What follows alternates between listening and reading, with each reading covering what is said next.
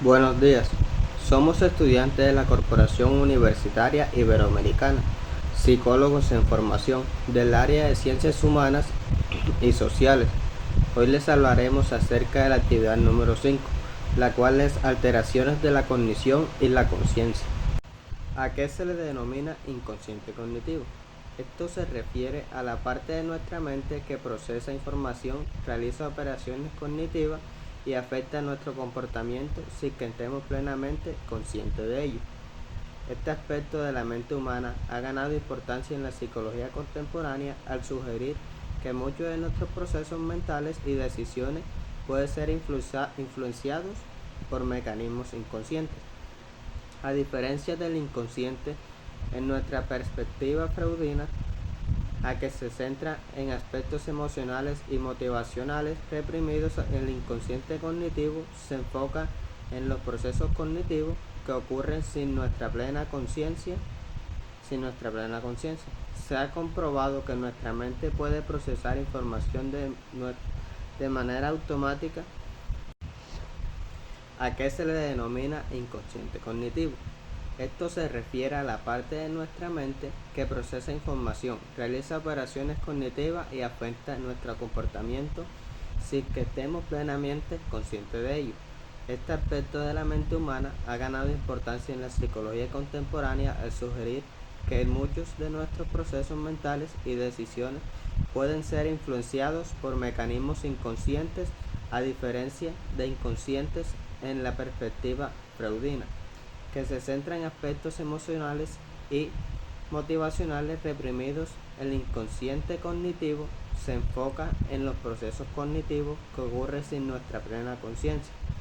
Se ha comprobado que nuestra mente puede procesar información de manera automática y rápida sin que esta información llegue a nuestra conciencia. Por ejemplo, en situaciones con estímulos subliminales o cuando nuestra atención está en otra tarea. Se ha observado que se procesa información a un nivel cognitivo sin nuestra conciencia. Este fenómeno del inconsciente cognitivo ha sido investigado mediante diversas técnicas experimentales, como la estimulación subliminal y la manipulación de la atención y la observación de la memoria implícita en pacientes con amnesia. Estos estudios han demostrado que nuestra mente es capaz de procesar información de manera inconsciente, lo que puede tener importancia en implicaciones en nuestra percepción del mundo y la toma de decisiones en nuestra vida diaria. A continuación les daré algunos ejemplos de fenómenos que se asocian al inconsciente cognitivo. El primero de ellos es la percepción subliminal, procesamiento de la información que está por debajo del umbral de la conciencia. Por ejemplo, podemos percibir mensajes o imágenes que aparecen muy brevemente sin darnos cuenta. El segundo es el sesgo cognitivo, que es errores en el procesamiento de la información que puede afectar nuestras decisiones y juicios. Por ejemplo, el sesgo de confirmación nos lleva a buscar información que nos confirme nuestras creencias preexistentes. El tercero es el aprendizaje implícito, que es la adquisición de conocimiento o habilidades sin un esfuerzo consciente. Por ejemplo, podemos aprender a andar en bicicleta sin darnos cuenta de los pasos específicos que estamos siguiendo. El cuarto son las emociones automáticas, reacciones emocionales que ocurren sin que seamos conscientes de ellas. Por ejemplo, podemos sentirnos ansiosos en una situación social sin saber exactamente el por qué. ¿Qué es la negligencia atencional y qué tipos existen?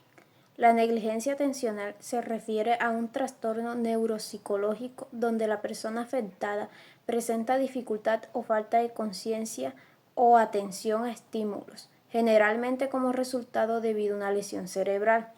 Esto significa que la persona afectada no puede reconocer, responder o interactuar de la manera correspondiente con las demás personas, objetos o eventos que se presenten en su campo visual derecho o izquierdo. Depende también del hemisferio cerebral que se encuentra afectado. Teniendo en cuenta que la negligencia atencional no se refiere o relaciona con un problema de vista, porque la persona está en la capacidad de ver los estímulos del lado contralateral, lado opuesto al sitio de la lesión o estímulo. Lo que pasa es que su cerebro no se encuentra de la manera adecuada, por lo que no les brinda la misma importancia o atención que a los estímulos del lado ipsilateral, el mismo lado del campo visual que el sitio de la lesión o estimulación. Existen varios tipos de negligencia atencional. A continuación se presentan algunos de ellos. Negligencia espacial. Las personas afectadas con este tipo de negligencia olvidan terminar de completar una parte correspondiente de una tarea relacionada con el lado opuesto a donde se produjo la lesión. Negligencia personal. La persona afectada no reconoce que las extremidades ubicadas en el lado opuesto a la lesión le pertenezcan. Negligencia intencional o personal. La persona afectada no responde a estímulos a pesar de ser consciente de ellos y no presenta problemas motores en la parte del cuerpo afectada. Negligencia motora. El paciente experimenta una reducción en la utilización del brazo afectado por la lesión en los movimientos espontáneos, mostrando una falta de conciencia de esta limitación. Negligencia afectiva. La persona ignora o minimiza los problemas en el lado más afectado de su cuerpo, comportándose como si no estuviera pasando nada. Negligencia representativa. El paciente tiene dificultad para reconocer o procesar la mitad de una representación mental de una situación real. ¿Qué es el aprendizaje inconsciente? El aprendizaje inconsciente, también denominado aprendizaje implícito. Este aprendizaje es una forma de adquisición de conocimientos que se produce sin que se esté consciente la persona ni que ésta tenga intención. Componentes del aprendizaje inconsciente. Existen 3 componentes de este aprendizaje, como lo es la exposición. Esto es el primer componente de este aprendizaje. Aquí el individuo es necesario que esté expuesto a estímulos continuos, ejemplo, como olores, sonidos e imágenes, entre otros. Seguido está la atención. En este componente, el sujeto no es consciente. Aquí el cerebro está en constante interacción con la nueva información que recibe y la persona solo presta atención a una pequeña información y los estímulos con más relevancia tienen más probabilidad de formar un aprendizaje inconsciente. Y por último se encuentra el proceso de asociación, en el cual el sujeto es expuesto repetidamente a 2 estímulos, lo que lleva al cerebro a vincularlos entre sí. Estas asociaciones pueden tener connotaciones como negativas o positivas.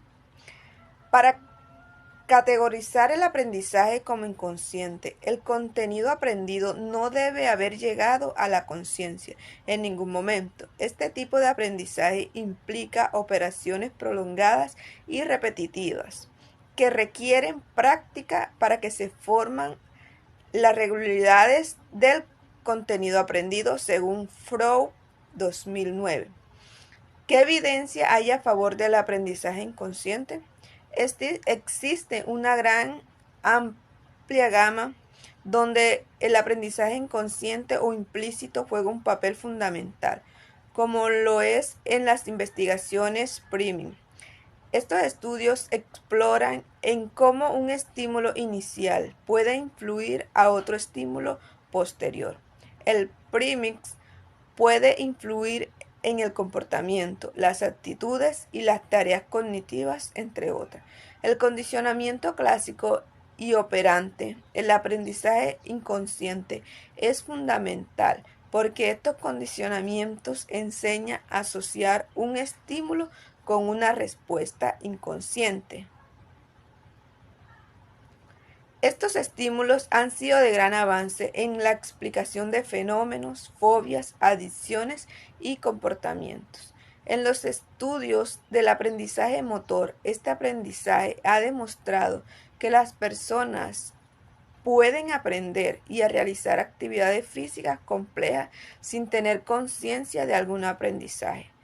Este aprendizaje inconsciente es de gran influencia en nuestras vidas, ya que esto nos ayuda a la comprensión y los comportamientos realizados.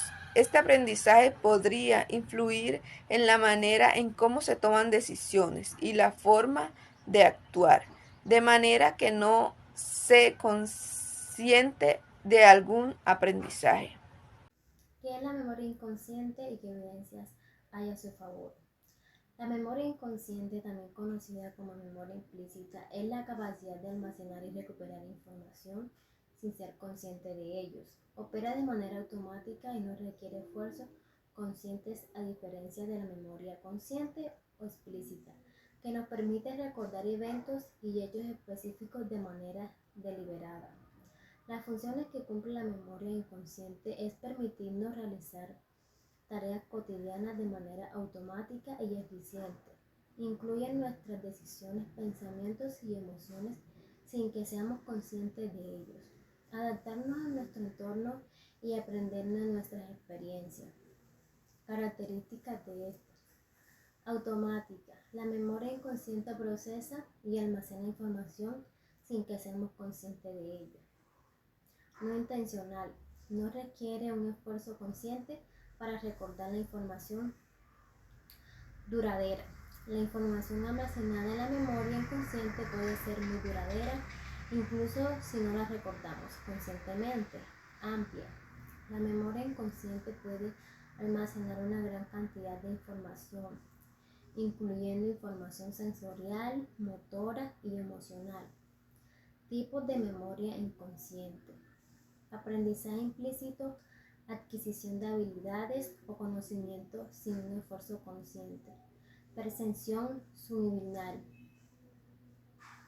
Percepción de estímulos que están por debajo del umbral de la conciencia.